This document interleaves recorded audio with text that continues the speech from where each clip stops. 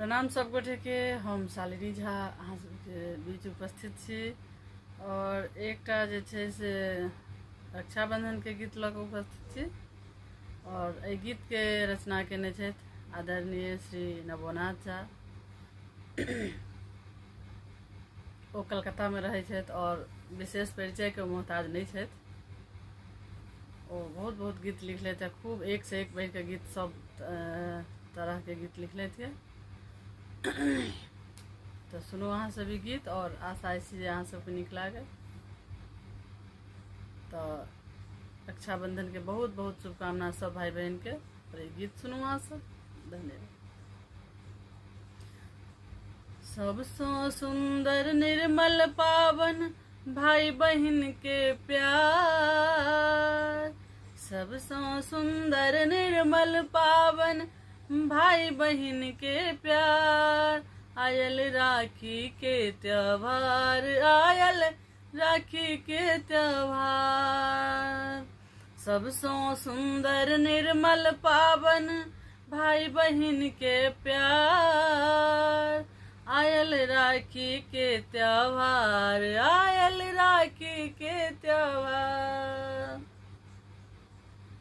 सोनक पूर्णिमा का बहिन भोरे अंगनानी पे, सोनक पूर्णिमा का बहिन भोरे अंगनानी पे। भैया ता बैसक देवन चानन पिरही राखे, भैया ता बैसक देवन चानन पिरही राखे। सोनक पूर्णिमा का बहिन भोरे अंगनानी पे, भैया ता बैसक देवन चानन पिरही राखे। झलकाबे चमकाबे बहिन, झलकाबे चमकाबे बहिन खुशी स घर दुआर। झलकाबे चमकाबे बहिन खुशी स घर दुआर। आयल राखी के त्योहार, आयल राखी के त्योहार।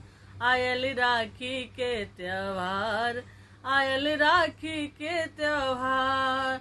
सबसो सुंदर निर्मल पावन भाई बहन के प्यार। आयल राखी के त्योहार, आयल राखी के त्योहार। मगन भेल आई करै छथि रक्षा बंधन के तैयारी। मगन भेल आई करै छथि रक्षा बंधन के तैयारी। अक्षत रोली धूप सजावट पूजन वाला थारी।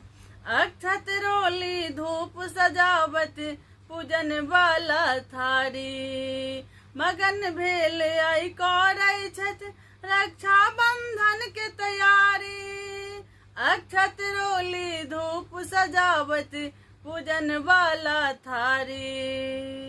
रंग बिरंगी मधुर संगे, रंग बिरंगी मधुर के संगे, रंग बिरंगी मधुर के संगे आरती के जोगार।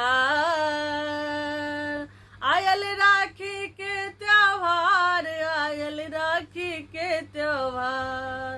आयल राखी के त्योहार, आयल राखी के त्योहार। सबसो सुंदर निर्मल पावन भाई बहन के प्यार। आयल राखी के त्योहार, आयल राखी के त्योहार। माथ लगावत टीका चंदन बाहि पर सूत्रक बंधन। माथ लगावत टीका चंदन बाहि पर सूत्रक बंधन। छोट भाई के स्नेह लुटावत जेठक के अभिनंदन। छोट भाई के स्नेह लुटावत जेठ के अभिनंदन। माथ लगावत टीका चंदन बाहि में सूत्रक बंधन।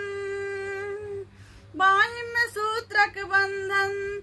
छोट भाई के स्नेह लुटावत जेठ के अभिनंदन। हाथ बढ़ा क बहनी मांगत, हाथ बढ़ा क बहनी मांगत भाई सौ उपहार। हाथ बढ़ा क बहनी मांगत भाई सौ उपहार। आयल राखी के त्योहार, आयल राखी के त्योहार, आयल राखी के त्योहार, आयल राखी के त्योहार। सबसों सुंदर निर्मल पावन भाई बहन के प्यार।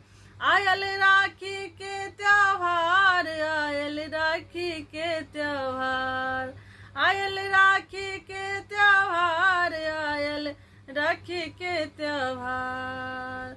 धन्यवाद। जरूर अहाँ सब सुनबी राखी बंधन के गीत, बहुत सुंदर है।